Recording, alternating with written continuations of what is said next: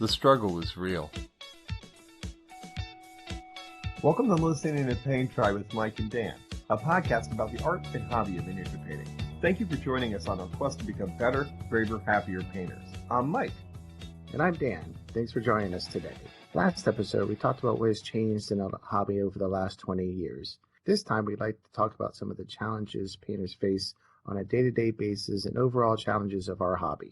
So we're going to take a little bit of a macro and a micro look at the hobby. Probably the first challenge for me that comes to mind is the expense or cost of this hobby. It's crazy. When I first started ages ago, the first thing I ever purchased was a box of 30 Space Marines for $15. Now you can't get a single Space Marine for $15. And so the cost of the hobby over the years has definitely increased exponentially, which is kind of an interesting factor because you would think with more choices, because we have a bazillion choices in game systems, there's tons of miniature companies out there, there would be some more price competition. But it seems that every new game system that comes out has just as expensive miniatures as the last one. It's almost like a hold my beer moment. I can charge more for this. And then you also run into, if you're somebody like a historical figure painter or somebody that just paints busts and such, now you're dealing in the world of resin. And a lot of resin products are substantially more expensive than any of the plastic products. And I know for a fact that it is more expensive to make a resin model than it is a plastic model because you have the limited run, etc. And when you're doing plastic, you're typically doing a mass production of plastic miniatures, and so that decreases the overall cost, etc.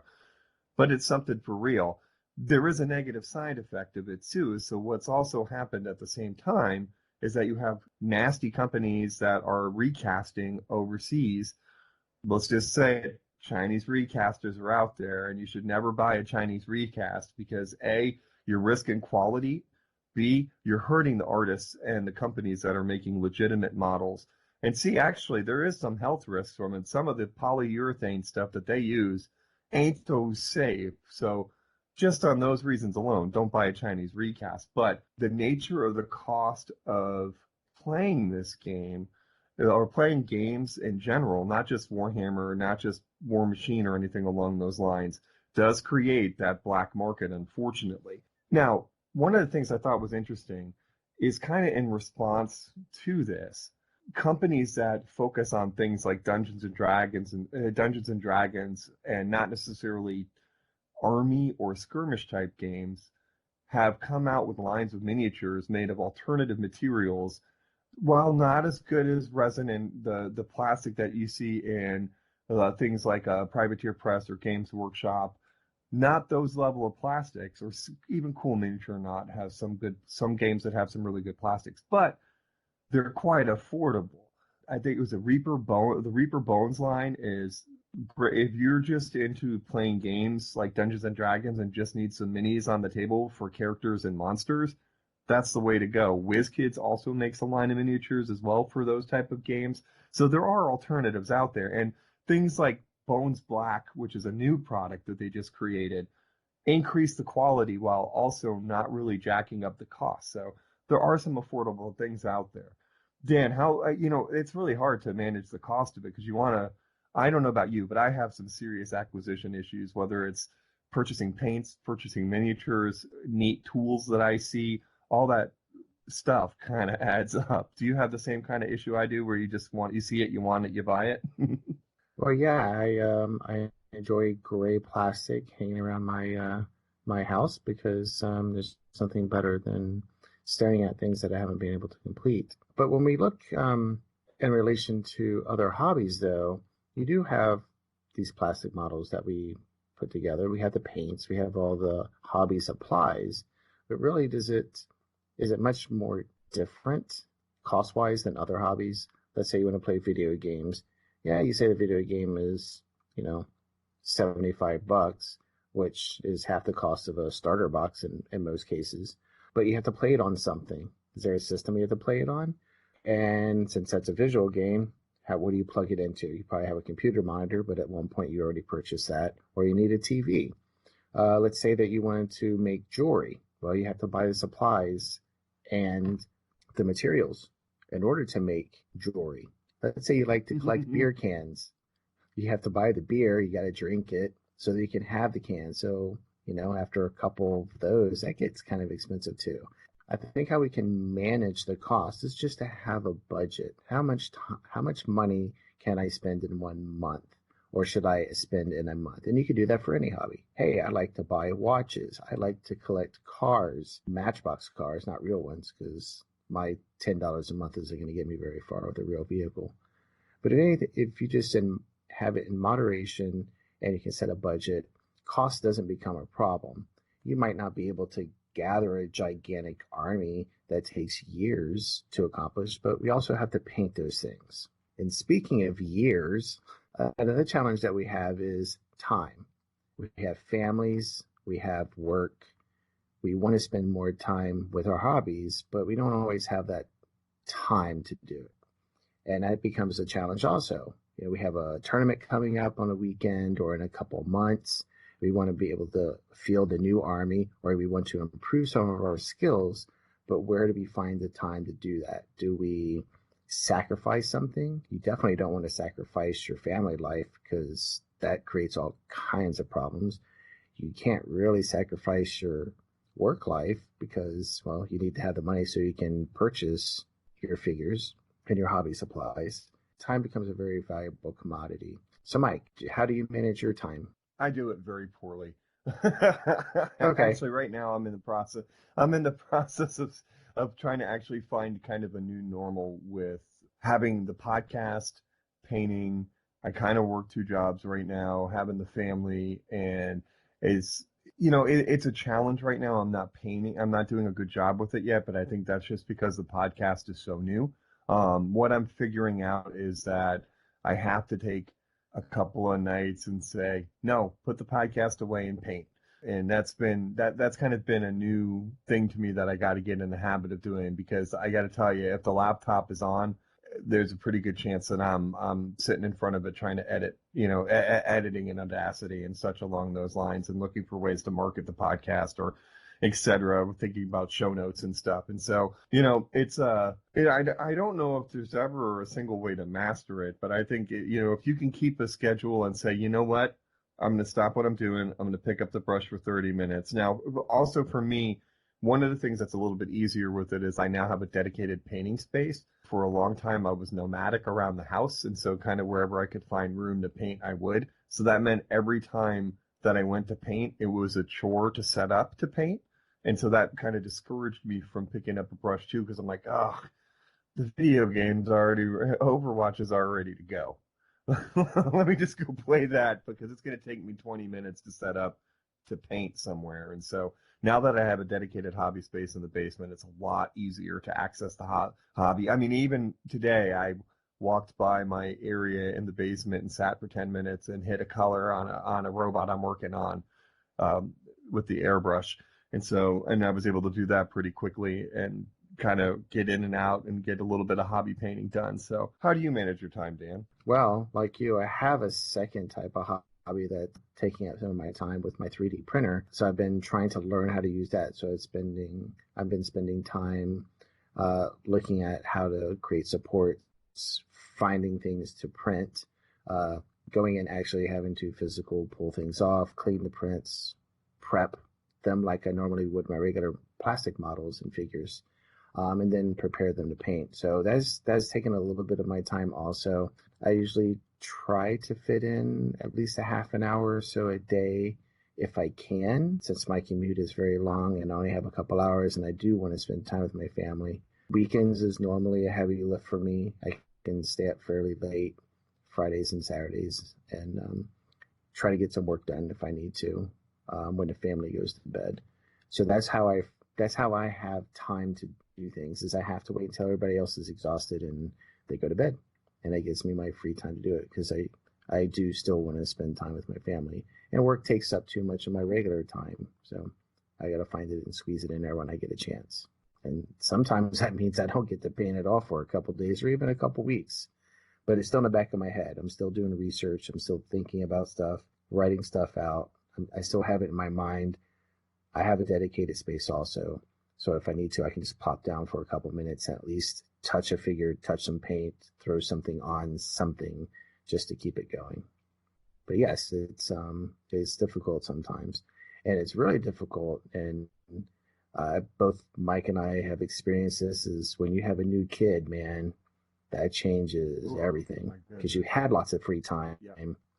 you had lots of money, or at least you had some spare money. Now you have this little black hole of a child that takes your time, takes your money, takes your soul, and it's kind of hard to get anything done. And that's one thing that I see probably more than anything I see on Facebook posts is about people like, hey, how do you guys continue the hobby when you have a newborn? First, I'm kind of like surprised that we're able to procreate, and that's cool. Like keeps us gamers in the next 40, 50 years. That's good. But yeah, it's difficult. And I'm glad to see that people are sharing their ideas like, hey, you know what? You're feeding the kid and you're painting at the same time, or you're sacrificing some other hobby that you have or watching TV. But there's communication going and everybody's supporting each other. And I think that's pretty important and that's pretty cool. Now, one of the challenges that folds into time, and that to me is mastering techniques. The number one way to master techniques is to spend time practicing them. But there are some other hiccups with it. Like, for example, I know a lot of people watch I watch YouTube videos all the time. I'm a big fan of like Vince Venturella's Hobby Cheating. Every time he puts out a video, I watch it. You know, there's also Travarian, who's an amazing painter, Squidmore, all these amazing YouTube channels. If I missed one, I apologize. I watch, I was thinking about doing a little glazing segment, and I went through a YouTube search and realized after like scrolling through 8 pages that I had watched every single one of those videos that was on there. And I was like, holy cow, there are a lot of videos on glazing alone. So one of the challenges though is that when you're doing a technique and mastering a technique home alone, it's kind of hard to know when you're improving. And sometimes you get frustrated. I know I do. Like glazing is a big example of it where I'm 20 layers into glaze layers into this and I'm not seeing a transition. I'm still seeing the same colors or the same line, or I go too far, or if I'm wet blending, I create mud instead of a transition between the colors, or all these nifty techniques. Like the one that still gets me to this day is I've seen like 4 or 5 videos, for example, of people that, hey, you missed a mold line, use gloss or matte varnish, because I've seen videos on both and I can't get either of those two damn things to work to cover a mold line or fill in a seam that I missed and I've already started painting and didn't see it until too late, etc. So, it's a struggle to take the techniques that we see in things like videos and kind of take them to the next level. Or master's the wrong word because it's art, right? Do you really master anything in art?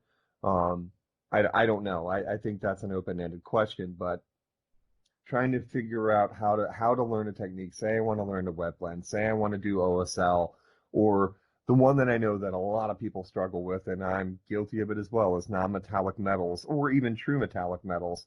Which is basic. If you don't know what true metallic metals means, it means basically highlighting and shading true metallics the same way you would go about the process of shading non-metallic metals. And so a lot of times you use non-metallic paints to shade metallic paints and true metallic metals, for example, like the glaze or stuff. But I'm rambling now, so I'm going to move on. But mastering techniques has always been a challenge to me. And spending the time with it is kind of, those two things are kind of hand in hand. What about you, Dan? Do you feel like when you're trying to master a technique, do you have any frustrations with it, or does it burn you out at all? I think hitting plateaus, there are times where, we can practice something and it seems like a labor and we're not getting anywhere. That just means that we have grown and we have not perfected a technique, but we've got the foundation down for a technique. And now it's time to take a risk or to challenge yourself and move outside that comfort zone to improve. That's something that, I'm taught and it's crammed down my throat in my real world. But burnout it's real. Actually, it can't be, it is real. Most of us, if not all of us, get to a point where, hey, we have an army that we want to paint. We have spent a lot of money on it. we spent a lot of time putting it together, and now we're spending a lot of time painting it. And now we're like, if I see another drop of red, I'm going to scream. Or if I have to spray paint another critter, black or white, I don't know what I'm going to do. And that is totally true, man. I hate painting reds because I've painted so many red Space Marines. And green, I hate green because I have so many green Space Marines and lots of green Tyranids.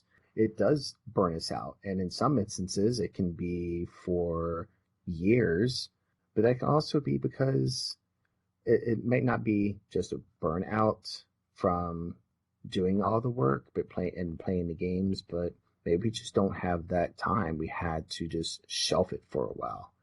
And then sometimes that just means that we have to start over again, because if we don't practice our techniques, then we kind of lose some of those. I think one of the traps that people fall into is that I know people ask advice online and people will get it. You know, you see the, hey man, I'm burned out, lost my mojo. I can't paint and things along those lines. And you see a whole host of suggestions like take a break. It's okay to put the brush down. Try something new in the context of miniatures, i.e. paint something that you've never painted before. Like for me, it would be painting an orc, or I have done a lot of space alien-like creatures, so that would be something new. It could be try a new technique. It could be a lot of different suggestions, like take a walk. I know a lot of times when I hit a wall, I go back to where I started and I paint a Space Marine because that's where I started. Even if I'm in the middle of a project of painting a bust or painting a 75 millimeter figure, etc. A lot of times painting a Space Marine will help me get out of that out of that rut. But that's me though, and that's what works for me. What works for everybody else isn't necessarily going to work for you. And so you have to try to find, or just know yourself. Maybe it is, you know what? That night, don't pick up a paintbrush, go play a video game, go for a walk, go to bed early, do something. It's just, people fall in that rut of asking for advice, and I respect that. But really in their hearts, they've got to figure out who they are as a painter and what. It may not be the same thing that works every time. You may have to try new things because typically in this world, you're going to burn out more than once, or you're going to feel like you can't move forward more than once. So you have to find the thing at that time that's going to work for you. And you know what? The other thing for me too has helped as well. Being fortunate enough to live right near Washington, D.C. and work in D.C., I'm able to go. I go to like the other day I went to the Renwick because I was feeling burned out. And on my lunch break, I was able to walk to the Renwick Gallery. And I kind of came home with a little pep in my step painting wise after looking at all the artwork, you know. And so everybody's got to find their thing. And that's kind of, I just want to make sure that when people ask for advice online, they understand that they have to take that with a grain of salt because it may not work for them. And there may be some, I don't know. There's maybe something unusual that you need to do that nobody's ever done before to get out of a rut. Some of these folks that are asking for advice, this might be the first time they've actually run into this burnout as a painter, and they really don't know where to go. And I think it's all right for them to just go ahead and ask for some advice, because there's always going to be like, hey, check this one out, check this out. This is what I do. Try this. We almost become kind of tired of seeing and reading those. But for that person getting that feedback, it's fairly important because they're able to at least decide. So maybe they do pick up a figure and start painting that non-Space Marine. And they're like, you know what? I really don't like painting this orc. I don't really like painting this color. Let me try something else. Maybe I should just sit and watch TV for a couple minutes. Maybe I should just go and play a video game for a day or two. You shouldn't, stop cold turkey because you're tired of looking at green and red because you've been painting it for so long. But at least gives them some options, and hopefully that will at least stimulate them thinking about, oh, well, that didn't work and this didn't work, but hey, I like cutting the yard. I'm going to go cut the yard. Oh, I like taking the trash out. I'm going to go take the trash out. Hey, now I feel much better. I'm going to go and paint now. Or not. I don't know who likes taking trash out. But I will at least say gives this too, though. Sorry. Yeah, I was just going to say cleaning actually helps me too. Like if I clean up my painting area, it actually will clear my head. I'm not talking about your painting area, but actually that is a good one though, because sometimes we're like, oh, I need this color, I need this color, and you don't put it back in its proper space. And before you know it, you have all of your colors have come down onto your table, and you have 20 different brushes out, and you have, old paper towels. And sometimes you need to declutter, one, to just maybe give yourself that fresh new start, or just to find your colors. Because I know I've lost a couple of mine in there, and it's taken me quite a while to find them because I've either put them in the wrong place or they've fallen behind something. And I'm like, man, I've been looking for this color black for the last 2 days. Well, now I can start painting my black Space Marines. That's my favorite thing is when I'm looking for a color and I can't find it and it's sitting there on the desk, like in plain view. Excuse me, sorry. Yeah, I know it's super frustrating when you can't find a paint you're using or stuff. You can't master a technique, or you don't have the time, you don't have the cost. But one of the things that all of that kind of wraps up to a degree into whether you have the patience for the hobby or not. Patience ties into a lot of different things to me. The first thing that patience ties into is understanding that most of us are not naturally artistically gifted to pick up a paintbrush and, well, bam, we've got an amazing miniature, or get really good at a game, or be, be an amazing hobby modelist or a base builder, can build this elaborate display diorama, etc. That all of it takes time, effort, practice, all this different stuff, all these different skills, all take patience to actually get to the point where you're getting better at. But it's also hard to be patient when you feel like you've been working on the technique and you don't see any improvement in your own work. And so if you're looking at, like, a lot of people post comparison pictures, like from this is what I painted 10 years ago and this is what I painted now. Yeah, you could definitely see that, but it's sometimes hard to see the difference in your level 2 or 3 months later, 6 months later, a year later. So some of it is just developing patience and understand that, some of these changes are some of the times improvements are drastic. Sometimes it's gradual, and sometimes you don't even know you were improving until someone says something to you that you're improving. And so you got to be patient in order to be better, braver, and happier. So maybe that should be the tagline: better, braver, happier, patient. I think that's too many words. So Dan, how do you, with all these other things going on with your life, with the costs, with mastering techniques, etc., and hitting plateaus and pushing through burnout, is there any way that how do you stay patient? I think you have to be conscious of it to understand that what we're trying to do isn't usually done overnight. The people that have, or artists that have years of experience, are able to do things because of muscle memory and lots of practice. But for some of us, just hobbyists, it takes a little bit longer for us to get to a point where we're happy in what we're creating. So we just have to learn and just be conscious of, hey, maybe I know it's not here yet. I know, we have the internet that gives us, how do I glaze? How do I put down layers? What colors should I use for my Space Marine or spaceship or airplane or something? It's all instantaneous. But when we want to replicate that, or when we visualize what we want to create and it doesn't happen immediately, that creates other problems and other challenges for us, burnout.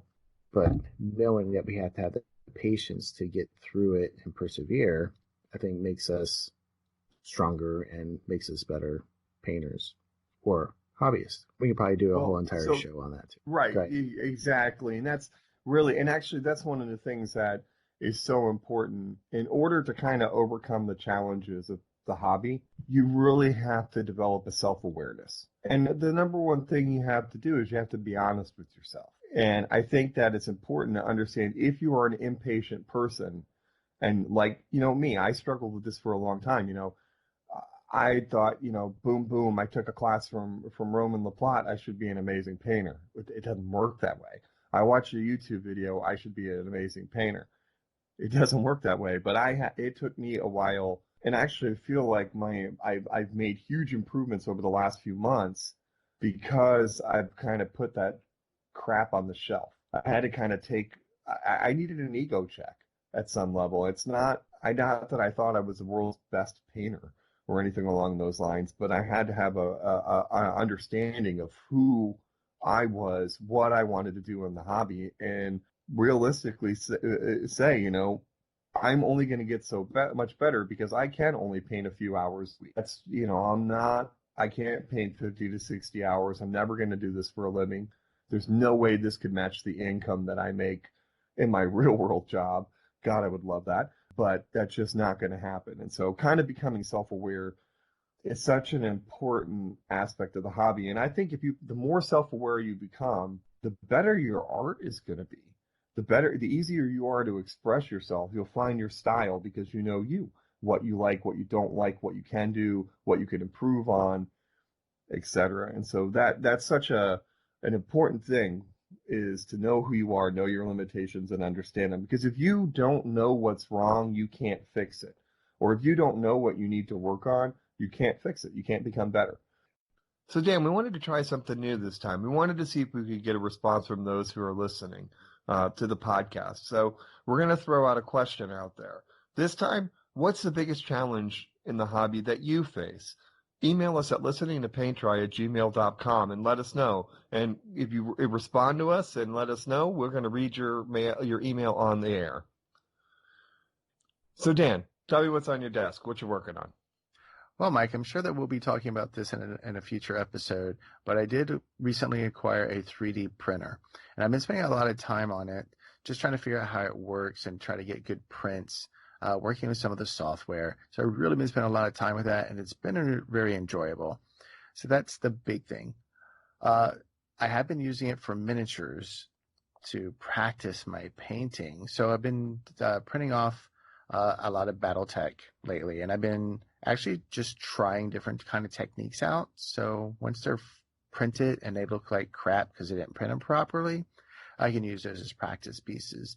So I've been just trying out contrast a little bit more. I've been playing with the color interactions, mixing different kind of contrast colors together for one, and then putting a different base coat down and seeing what I can produce, because I have an idea of what I want. I just haven't been able to do it with just 2 or 3 colors or with just 2 or 3 types of paint. So I'm just playing around with it a little bit. I also have my Sisters of Battle. I'm still plugging along on. They will probably just end up being just display pieces, and I'll put them in my cage with the rest of my unused figures. But they'll look good, at least to me. And that is just about it, really. I do get some games in every once in a while. Most of my attention right now is trying to figure out how I can produce the best quality 3D miniatures without paying $25 a piece for them. So you recently went to a hobby swap, didn't you? At your hobby place in Fredericksburg? Yes. There was a lot of full armies that went. There's usually a bunch of good guys that have painted armies or paint armies from a rescue and sell those off at a very reasonable price. I picked up a couple Dark Angels because that's just my first army, and whenever I can find some pieces, I pick some of those up. So they will be going into the purple vat of death, and then I will strip them all, and I will repaint them probably green. That would be good for Dark Angels, right? Yep. So what about you, Mike? What are you playing with? So right now, I am in the process of finalizing my entries for the Richmond IPMS.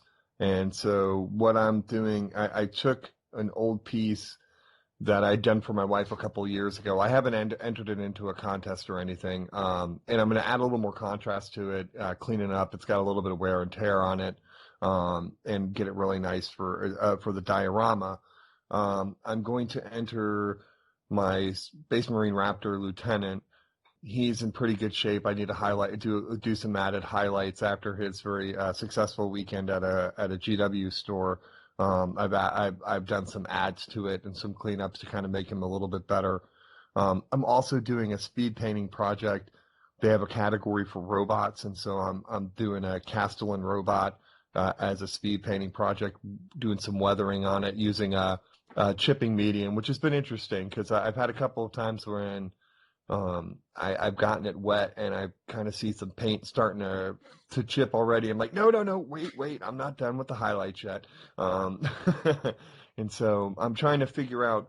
It's a super fun project because I'm doing it on kind of a space, like almost like a lunar setting, and then I have a piece of plastic art as a backdrop, and so I'm going to paint kind of a space setting in the backdrop using the airbrush with a little bit of the foreground going into the painting. And so some of the ground is going to be painted into the background. Maybe, we'll see if I can pull it off, but so far, so good.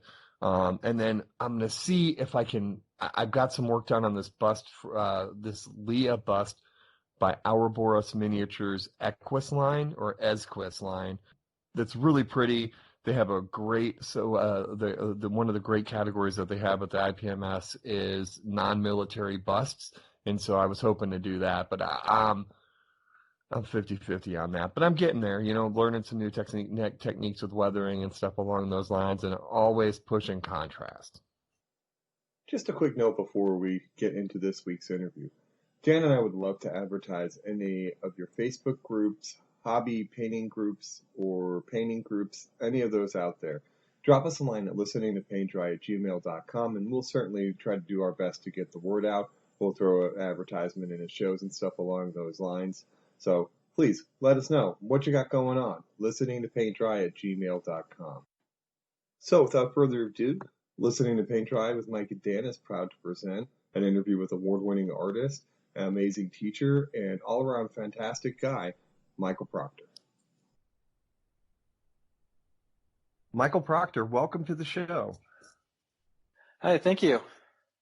So, it's awesome to get a chance to talk to you. I've admired your work on Facebook and on Instagram.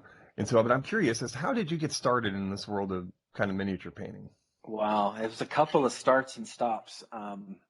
When I was in middle school, we moved from California to Texas, and when you make that big a move, you don't really know anybody. So it was around Christmas time when we actually moved, and just sitting around, didn't have much to do. So we went to Michael's MJ Designs at the time, and walked down the aisle. And I noticed the Dungeon Dwellers paint set had a bunch of miniatures. It had the game, and it had a bunch of little paints.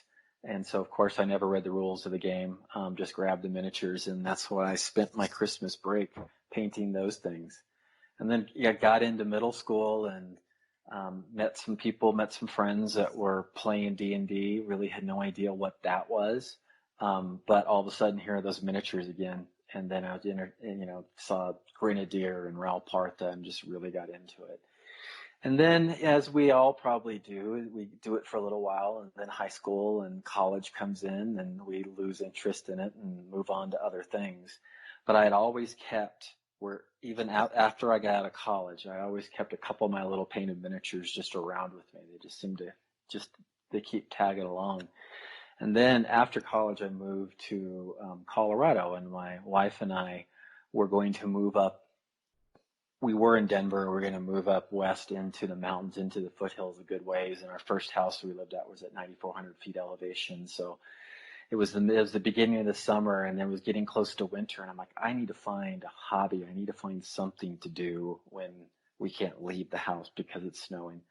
And she maybe even regretfully suggested, why don't you, those little miniature things, those little toy things, are those still around? So I went and did some investigation and went to a local game store and just found that, yeah, they were still around. They're probably bigger than ever. Companies like Raoul Partha and Grenadier had gone away, but new companies like Reaper, to me, they were a new company, was there. And then companies like Confrontation and, of course, Games Workshop were around too.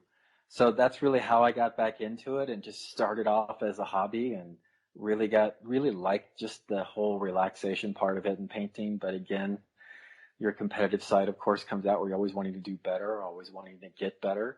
And I have a art degree background, but I really just wanted to make this more of my hobby and fun time. And then got into meeting people and knowing people and entering competitions, and it just all kind of grew from there. That's awesome. We hear a lot of stories about people who kind of stop and start again and then just kind of realize how much they missed being a painter or being in the hobby of either gaming or painting. So that's kind of awesome. So when did it become something that you wanted to do competitively, like kind of take it to that next level instead of maybe just the hobby to stop yourself from being bored when you're snowed in? That's a good question. As I just started feeling like, I'm starting to get kind of good at this. And we had in Denver area, there was a convention that kind of went away and now it's back again. But back when I was really starting to get a little bit better, it was called Genghis Khan. And there was going to be painting classes. And my wife kept telling me, yeah, you're getting better, but you're kind of plateauing. Unless you take some classes, you're never going to get any better. So I was like, oh, there's this Genghis Khan thing. Let me take some classes. And oh, there's a painting competition too. So I just brought a few miniatures that I had kind of slapped paint on and took some classes. And from that point, after taking a few classes and going, oh my God, these 3 classes I took just leveled up my painting ability. Entering a competition, I did okay. I didn't win anything, but I placed all right. And it was like, it kind of gave me the bug at that point. And then it became a challenge. All right, I'm going to take these things and I'm going to get better. And I'm going to next year for Genghis Khan, because that was the only thing I was going to, is once a year I was just going to go to Genghis Khan and see how I did. I just want to win a category, or I just want to place in a category. Those were my goals.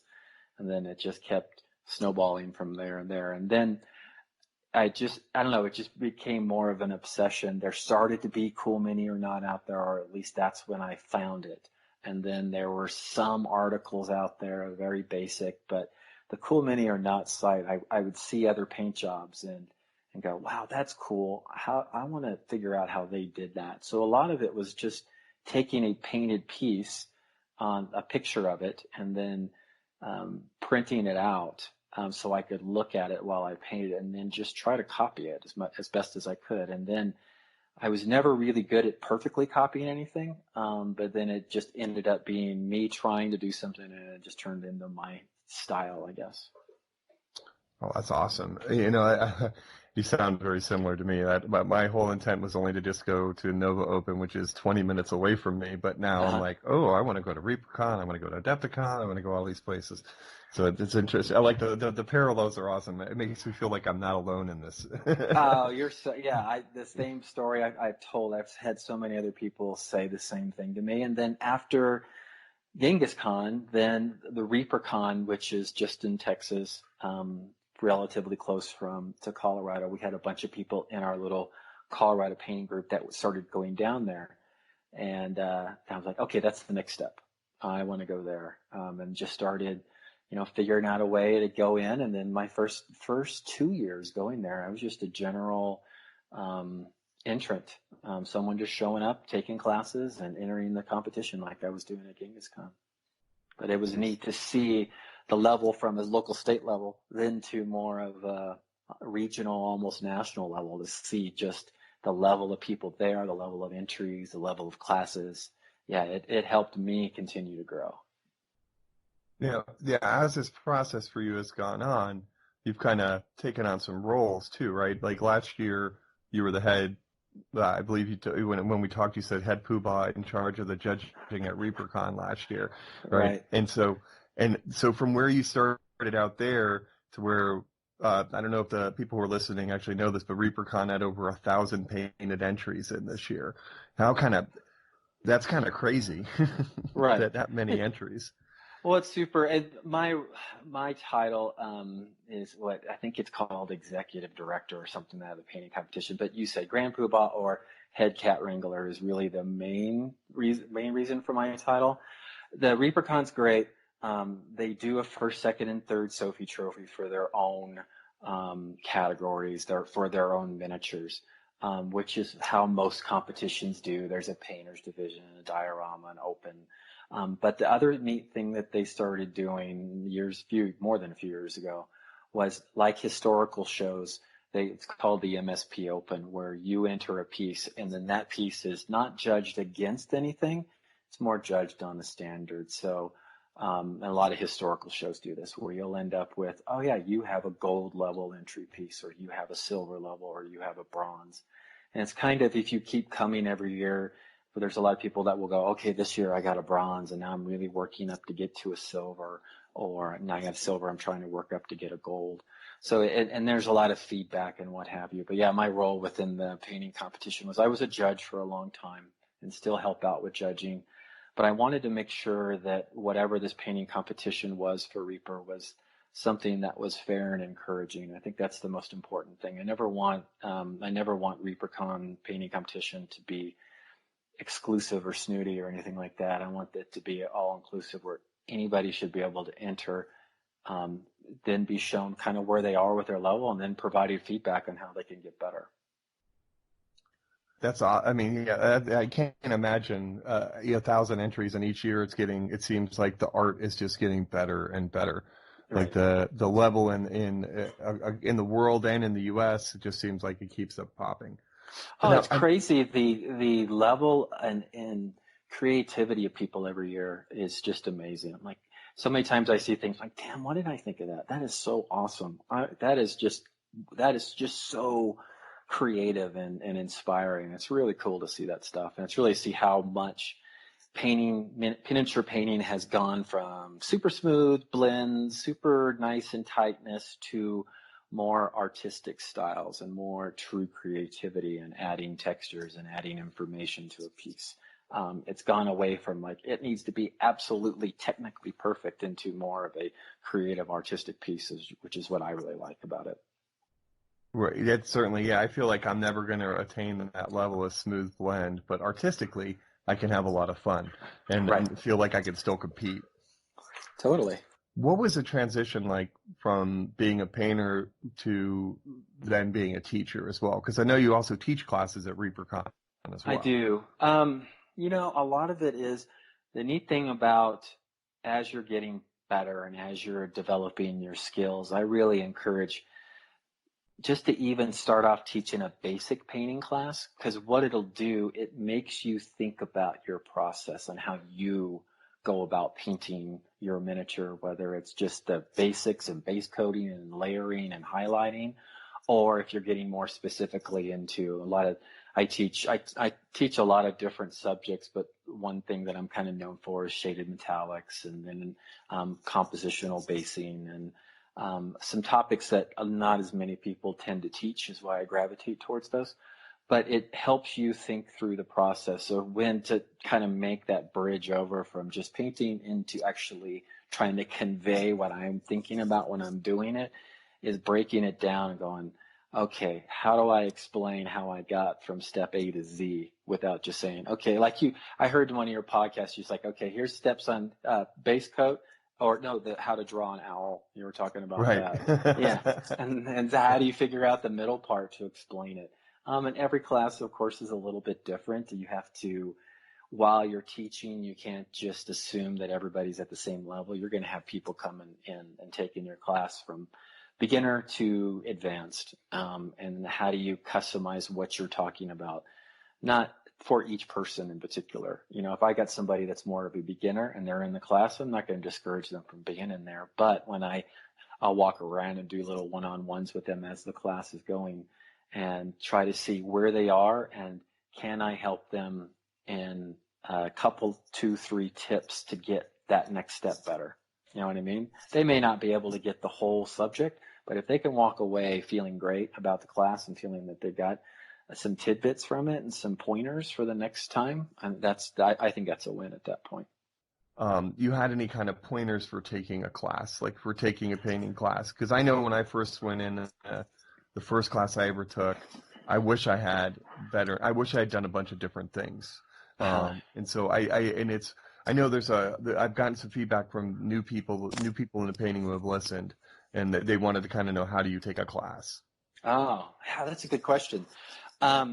Here's the thing that I talk to when I'm going to teach a class. The first thing I state in the class is, I'm teaching you a brand new subject, a brand new idea, something that you wanted to learn that maybe you're not really good at. You should not have the expectation that when you walk out of here, you're going to be doing it perfectly. if anything, you're going to struggle during the class because you're learning something brand new, and just be patient and let that learning process happen. What you learn more from your failures than you do your successes. So it's okay to suck at it. It really is. It's probably better if you're learning something, you're like, man, I just can't do this. But relax, take a deep breath, and just follow along. And when you do it the first time, like when I teach shaded metallics, I will take a miniature and just like grab a little small piece of armor, and we'll do a little shaded metallic kind of demo on it. And then like everybody has that, and we'll spend the most time just on that one little item. And I'm like, okay, do it again. And I want you to try to remember what you did. Feel free to ask me, and then we'll do it again. And then I'll be walking around and showing them pointers, and then I can see how they're working at it. And then if we have time, and we generally do, I'm like, do it a third time. And it's funny, by the time they do it a third time, you can see the difference between the three, because they're relaxing and not worried so much about the steps. They feel more comfortable in the steps, and now they're actually painting and being creative. And that goes along with the entire class as well. If you're going to spend the money to take a class, practice it afterwards.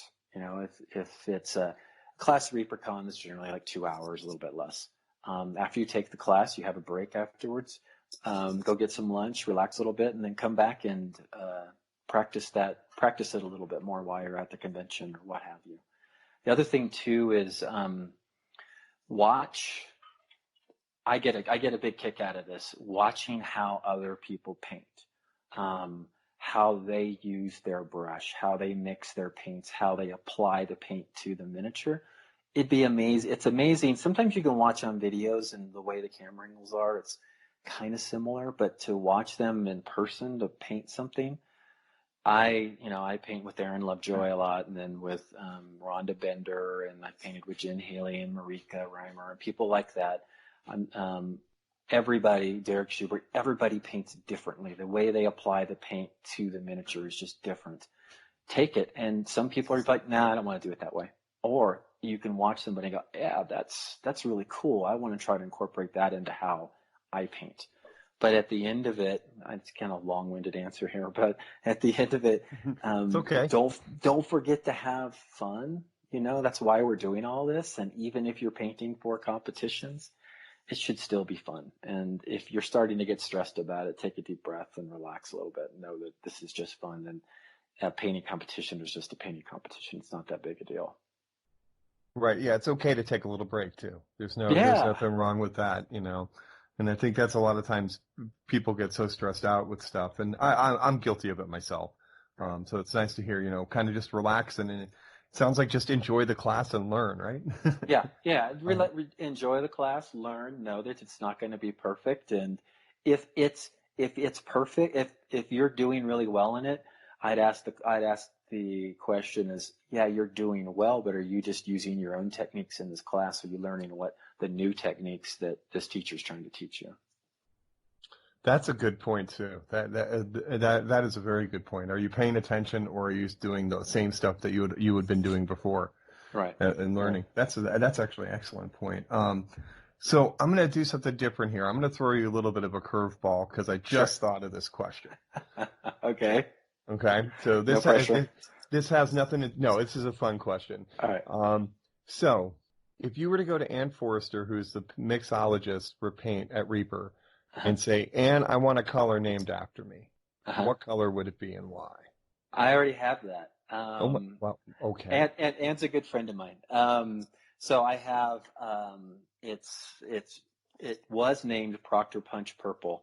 A few ReaperCons ago, we had a carnival theme, and it ended up being a ReaperCon exclusive color, and it was carnival purple. But yeah, and it was a super dark purple. I find that the purple color, especially a super dark one, is just so great with so many colors. It's great to interact with green. It's a great shadow color for red. It's a great shadow color for blue. It's great in adding in life and vibrancy into skin tones, whether they're human or monster or whatever. If I have a Reaper's still working it out, but I was working with the art director, Ron Hawkins. There's going to be some paint sleeves coming out in the next, I don't know when, but they'll come out at some point. But it'll be an eight paint sleeve that has, or my kind of like my go-to colors. And the very first color that I added on there, the second color I added on there was the purple. Nice. It was just, I use it on everything that I use. I can find, even if it's something you're like, I don't see purple in that, in the shadows of the red and the shadows of, or just in the skin tone thing, or a little tidbit, a little bag, or a little whatever, there'll be purple in it somewhere. Yeah, but that's my favorite color. Nice. So Proctor Punch Purple is kind of like your Frank's Red Hot. You put that on everything, right? I put it on everything. And the other color I use, and if anybody's ever seen any of my little videos I've done with Reaper or whatever, my little painting things, is blue liner. Blue liner? Okay. Yeah, blue liner. And the one kind of level up trick that I will talk about whenever I can in any critique I ever give or a class, regardless of the subject matter, I will talk about blue liner and lining the folds of your miniatures to bring in contrast. Because people always talk about, you get a critique and everyone says you need more contrast. Well, what does that really mean? You know, you need higher highlights and deeper shadows. Well, I'm pushing these shadows and stuff, but I think a great way is in the natural world for you and me, we have our t-shirts on or whatever, and you have your t-shirt and then on your sleeve and it goes down to your skin. There's no line there. But if you look at graphic novels or anime, if you see the separation between clothing layers or whatever, you'll see that they put a little black dark line, and that just helps sell the difference between the one item and the second item.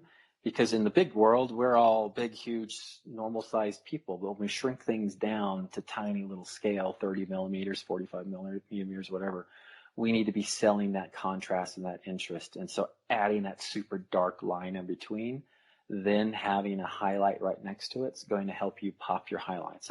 And that simple thing is the whole theory behind non-metal metal. However, you don't have to just think of it that way. Why does non-metal metal painting look so cool? Is because of that high contrasting.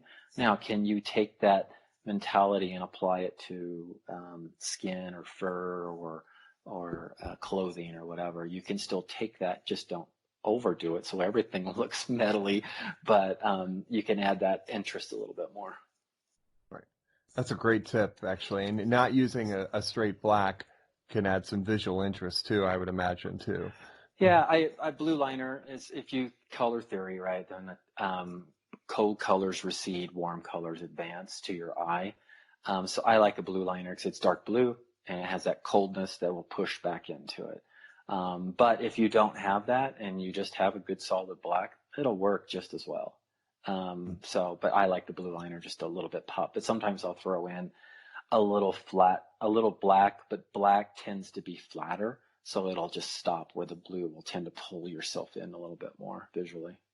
Nice. Very cool. Thank you. Those are great tips. And I'm looking forward to that sleeve coming out, because I'll definitely have to get a copy of that. Right. I thought I was going to throw you with that one. You're going to be like, I don't know. I love all the colors, you know? The neat thing, and I do a lot of work with Reaper and do a lot of work for them and what have you, but I've gotten to know all the folks there. And Anne was like one of my first contacts in with Reaper. I went to a ReaperCon 12 years ago or whatever and did well in the competition. And then she actually approached me and said, hey, would you like to paint some stuff for us down the road? I'm like, yeah, sure. And then, so we got to know each other, and then I got to know the art director, Ron Hawkins, and the owner, Ed Pugh, and Dave Pugh, the brothers. And just one thing led to another. But yeah, anytime we go in for various Reaper events, I'll always spend time with Anne and see what's the new colors going out. Hey, can you do this? And we've had other colors kind of made for us, or colors will get discontinued over time that we think they're awesome, a small group of painters, but they just don't sell well.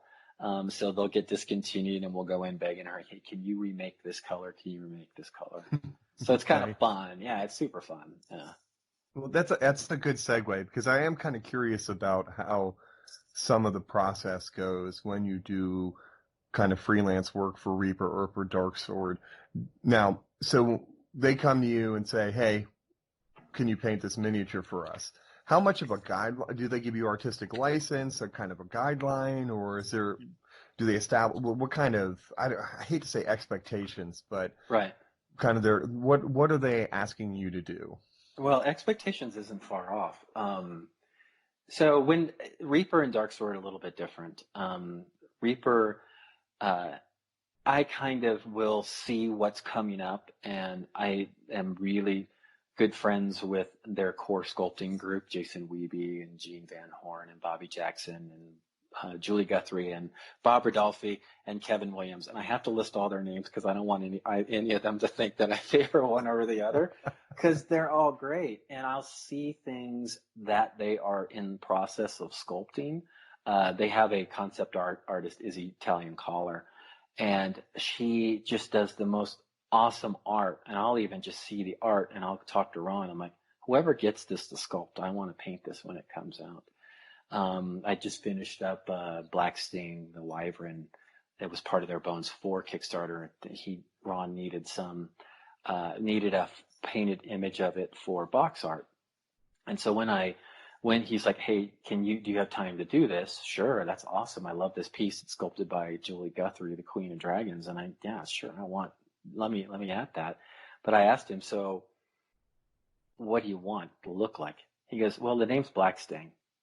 I'm like, okay. And anything else? Well, it should be dark. I'm like, okay. So there's that art direction level.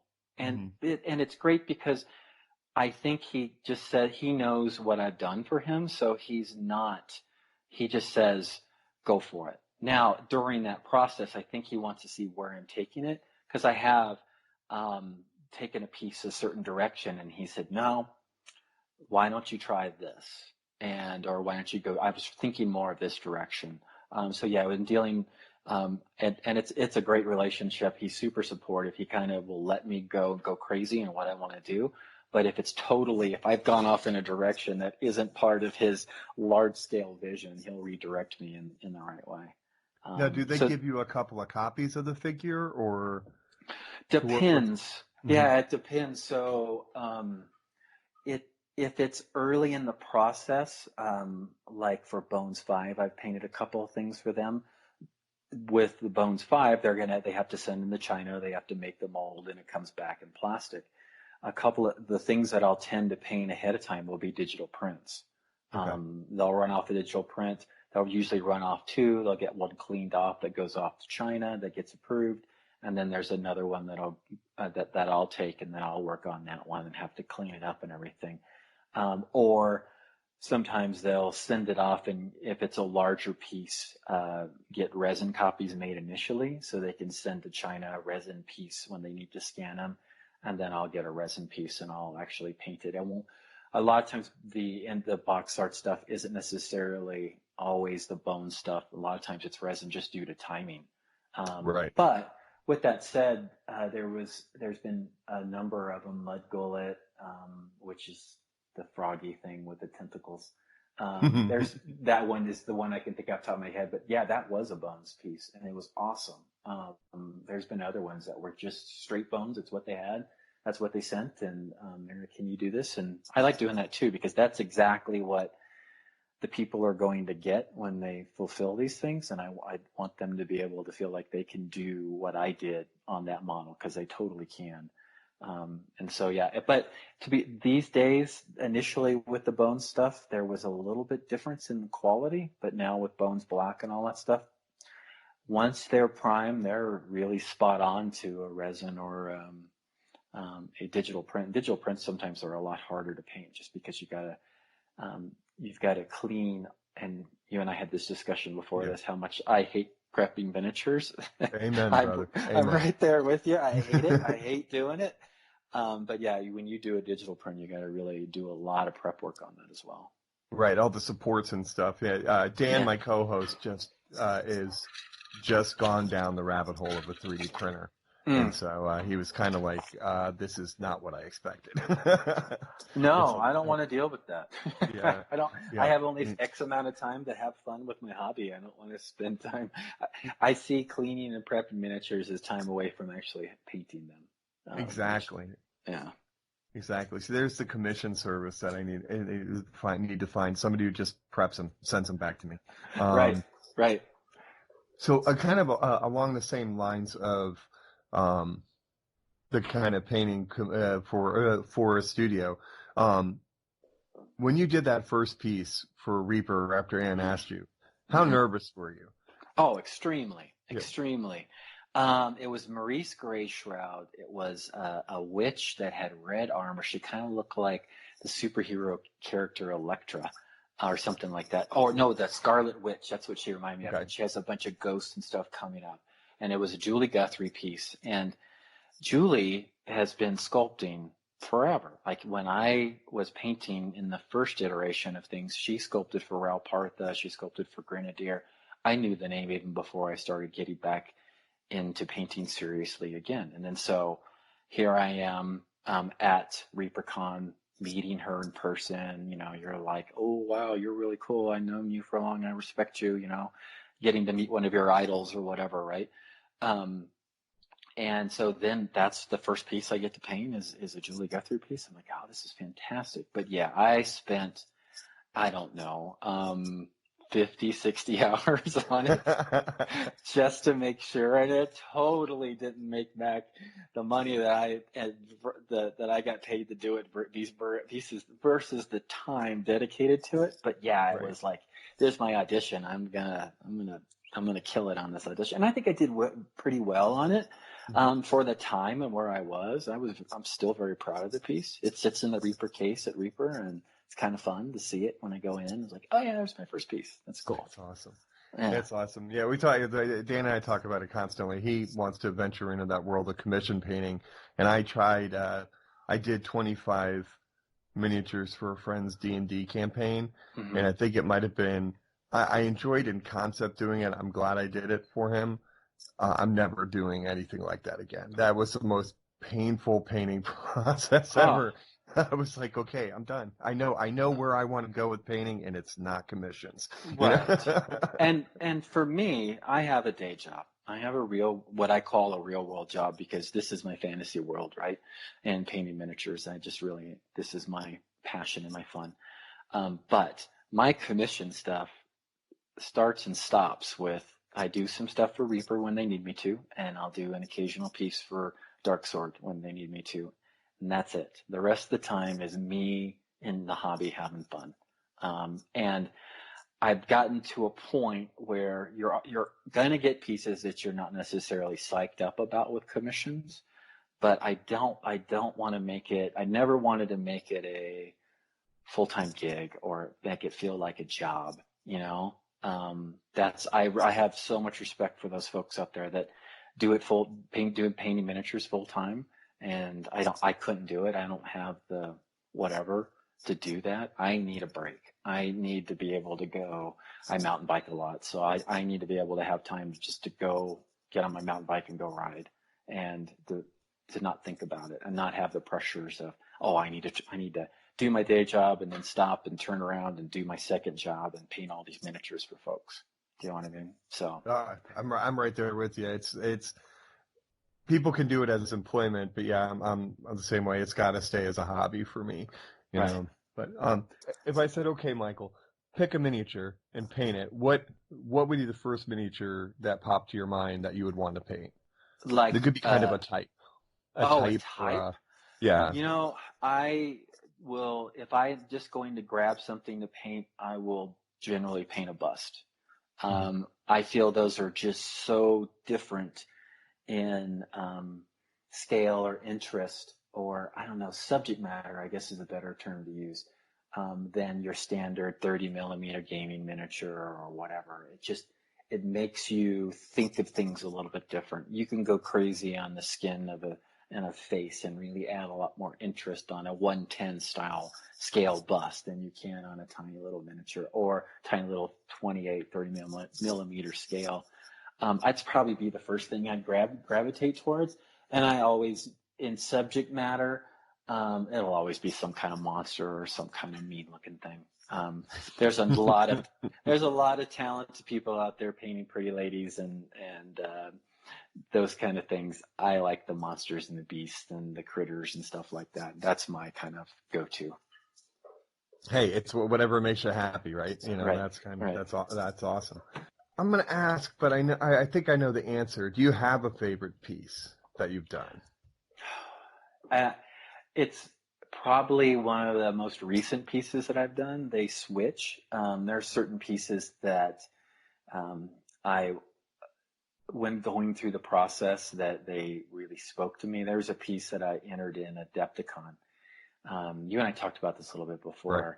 But it was a diorama piece, and it was based on a story that my wife was going through. She had just lost her mom, and before we had met, her dad had passed away. So she said to me after she lost her mom, she goes, "I'm an orphan now." I'm like, oh my God, it just really struck me. And what do you say to console someone like that? You say, "Don't be sad. It'll be okay." But how you're really going to you just need to be there. So I conceptualized this piece, and it was a little girl in a Victorian kind of setting, and she's lost, and she has her little suitcase, and there's this hunchback kind of guy around in the corner, and he's holding a little teddy bear, and he looks scary. So I always felt so awkward trying to console her, is really where this came from. And that's probably, if you nailed me down and said, what is the very favorite piece you've ever done in your entire life? It's that one, because there's a lot of thought behind it. There's a lot of story. There's little tidbits around. There's even some internal references just between her and I on the piece. So yeah, it's probably my most proud piece. Funny story about that is I probably spent, I don't know, 80 to 100 hours doing the whole piece, conceptualizing it, designing the base, converting the miniatures, painting them up and everything.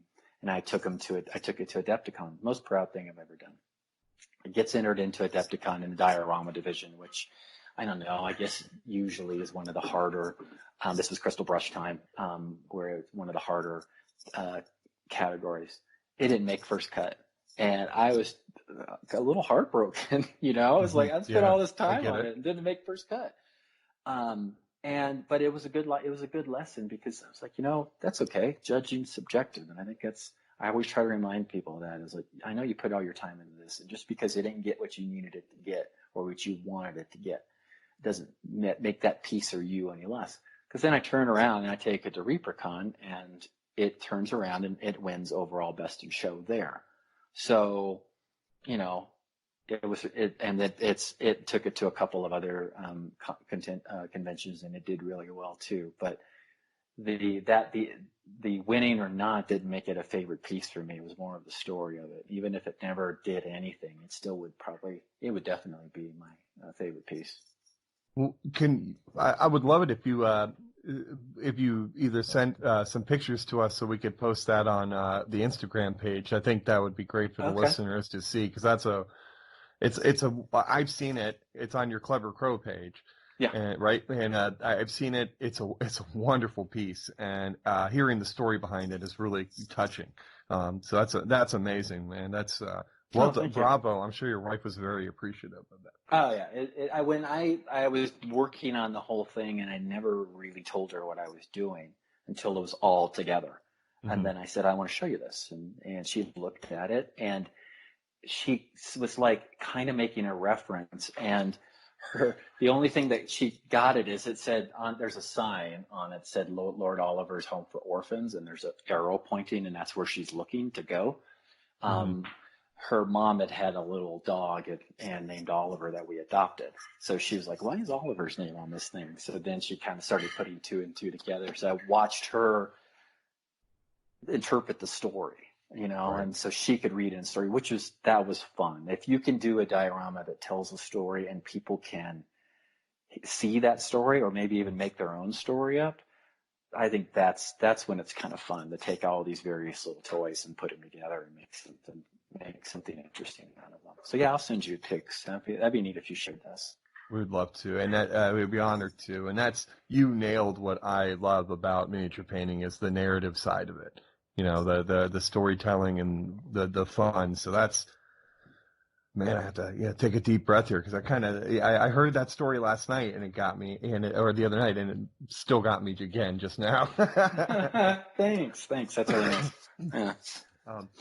So kind of want to touch a little bit on the competition side of it, and I know that I don't really want to talk about judging because it's subjective, like you had said, and you had pointed that out in our other conversation. But what I wanted to ask you about was kind of some of the pitfalls, and I hate the word mistake because I am definitely in the world of Bob Ross, a student of Bob Ross, that there's only happy accidents. But what kind of things do people who are new competitors or new to competition painting would be a better way to phrase it. What kind of mistakes or errors do they kind of make when they kind of first get in, or what are common things that you see? So I think the number one thing is the last minute paint job, right? The rushing to finish the entry prior to the competition. I've done that so many times before, and I'll guarantee you that the majority of the time I do that, it doesn't place. It doesn't even come close, because I think spending enough time and planning your piece, if you really want to, like, I'm going to bring it to this show and I'm going to bring the best piece I possibly can. Well, in order to do that, you need to have time into it. And if you are able to finish a piece a few weeks to maybe a month or so prior to the competition, let it set and then look at it and take a break from it. Because you'll be so far into the piece you can't see what's right or wrong with it, and then take a break from it and then bring it back maybe a few weeks before the competition, just with the intent of touching up, and then you can find maybe some of the errors. Have a small core group of people that you respect and trust, that are hopefully at your level or above, and just say, hey, do you mind giving me some feedback on this? And I focus on core group because there are those folks that just send it out on social media and send out all these, and they get a million little critiques back. Then you're changing everything, and then is it still your piece? If you have that core group, those people know who you are and how you're painting and what you want to do.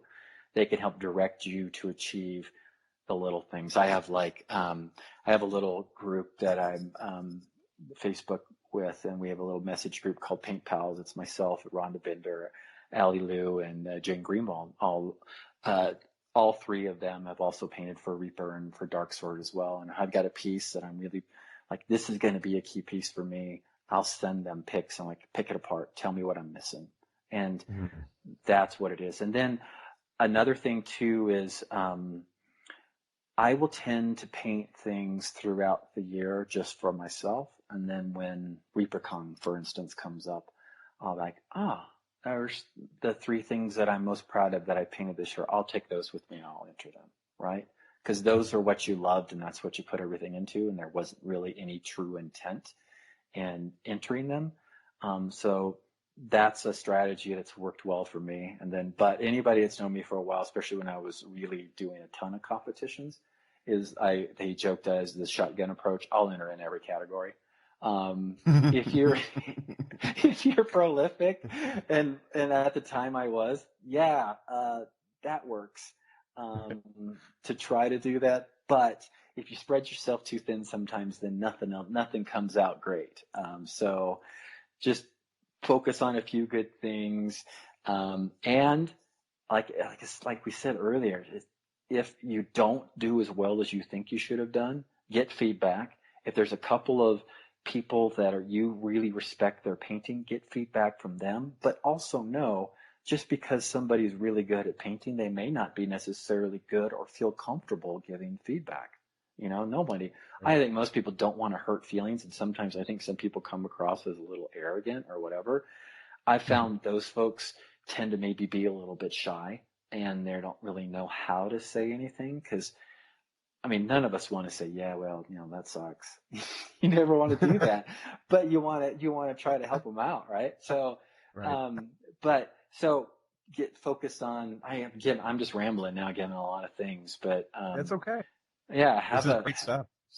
have a good Important. time doing it, and enjoy it. And whatever the result is, if you can take some feedback from somebody you really respect afterwards and apply it to the next one, it's a journey, right? It's a path, and just continue down it. And don't let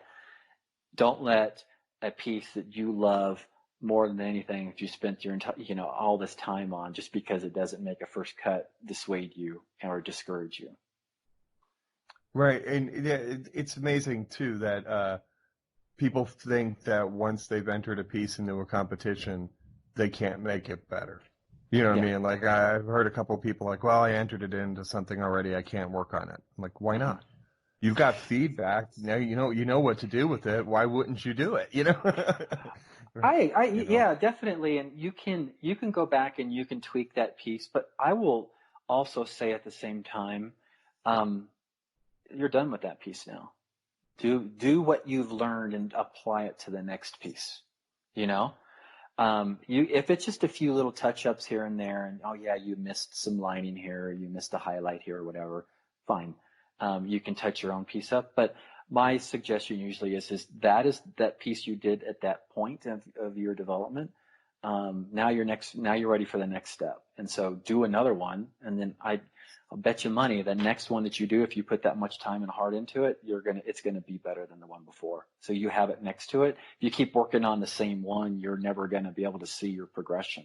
And I think I have a couple cases in my office of my little studio where I paint, and I put most of my stuff in chronological order. So the top shelf is my most current stuff, and then as the years go by, I'll start pushing them down, so I can look and see what I did 4 years ago versus this year. That's great. Yeah, keeping a comparison for sure. To see where you are. And sometimes it's hard as an artist to see it yourself. Like I find it's like when they say you when you read something 3 times, you start to read it from memory. And so like I feel like that's kind of the same way with miniatures, is that once you've painted something, I can't see a lot of difference between miniatures for me. But then I have people that can point them out for me and say, this is what's better, you've learned this.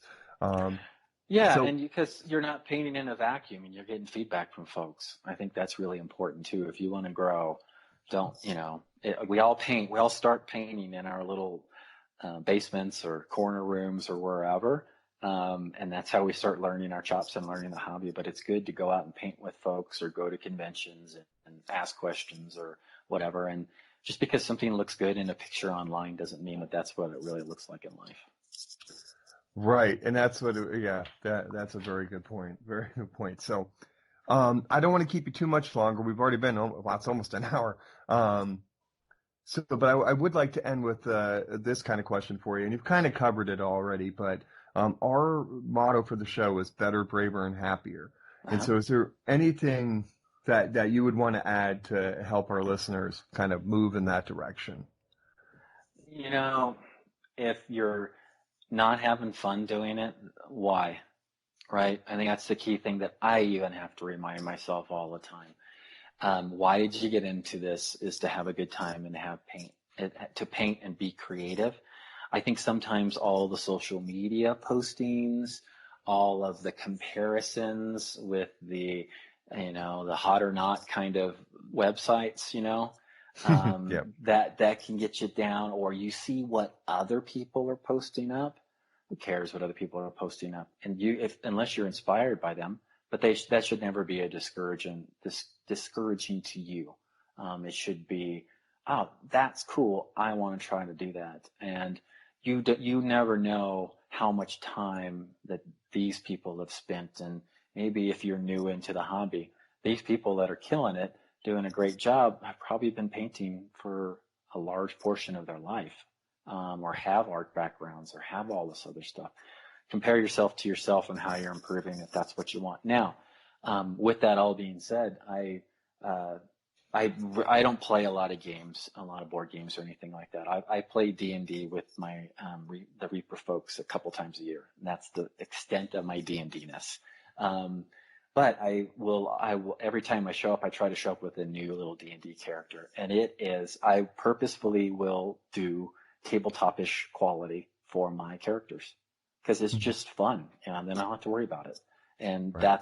that's the fun thing. So yeah, and I've just been painting this week and not doing any commission stuff and just painting random things that most people, I probably won't even post up on social media or anything. I'll just keep them for myself. Now, you had said something, when we did our previous talk, you had said something that kind of stuck with me, that when you post something or an artist posts something and one of the response in the comments is, I want to throw my brushes away or break my brushes, that kind of stings a little. It does, because if I know the majority of the time they're meaning that as a compliment, and I take it that way, but I really hope that none of them really mean that, because I think I would like to be, and I want to be encouraging to people to try to do better, because I didn't learn how to paint all these things by myself. I had lots and lots of people give me direction and pointers and tips and encouragement. So I'd like to do that as well. And the last thing I ever want to be is just perceived as discouraging somebody from trying to do better. You know what I mean? And right. yeah, I want them to go. I want them to say, "Wow, I really like what you did. I'm going to try to do that in my own piece." When people say that, I'm like, "Yeah, that's awesome. That's awesome," because that's exactly the way I see.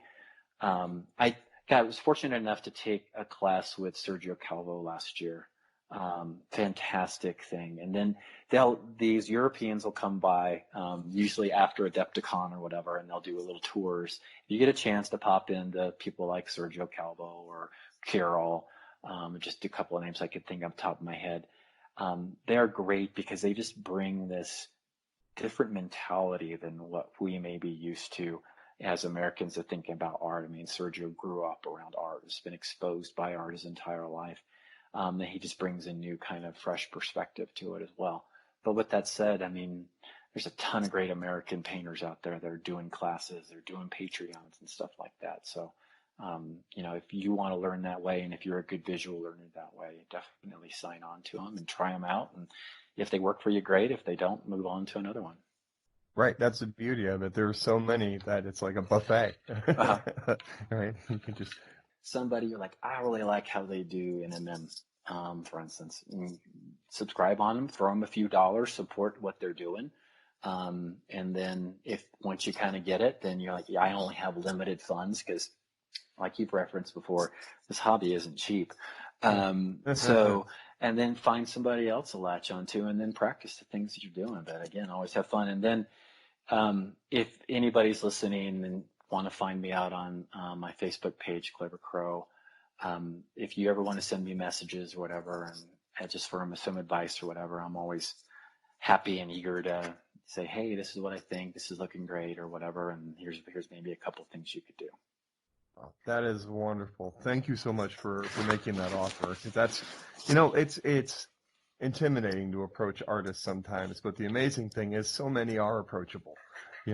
So many will give you the feedback. They may not have a ton of time to really analyze your work, but a tip here and there is invaluable. Right. For sure. Well, thank you so much for joining us, Dan, and I really appreciate you taking the time out, Michael. It's been very educational. Awesome. Good. That was fun. That's my first podcast. So we'd like to thank Michael Proctor from Clever Crow Studios for joining us today. Follow him on Facebook and Instagram at Clever Crow Studios. Also, look at our Instagram feed at Listening to Paint Dry, and you will see pictures of this amazing diorama that he talked about, and the story behind it. It's just unbelievable. Michael, thank you so much for sharing your painting journey with us. Follow us on Instagram and Facebook at Listening to Paint Dry, and also you can email us with any comments, concerns, questions, thoughts, or ideas for the shows. Let us know what's going on, what you're working on at listeningtopaintdry@gmail.com. We'll be back next week with a mini episode of a review of the Richmond International and Plastic Modeler Society Old Dominion Open, which Dan and I are going to be attending on February 29th. That will be followed in 2 weeks with an interview with Sam Lenz. Join us as he shares his painting journey with us as well. And remember, to be a better, braver, happier painter, all you have to do is be yourself, and no challenge is insurmountable. See you next time. Listening to Paint Dry with Mike and Dan is a production of LTPTWMD. All rights reserved. No portion of this recording may be used without the express written consent of the host. The music is Death by a Thousand Questions by Springtide. Download from the Free Music Archive on a non-commercial attribution share-alike basis. All views and opinions expressed in the show are solely the views and opinions of the person who said them. All celebrity voices, if any, were impersonated and done so poorly.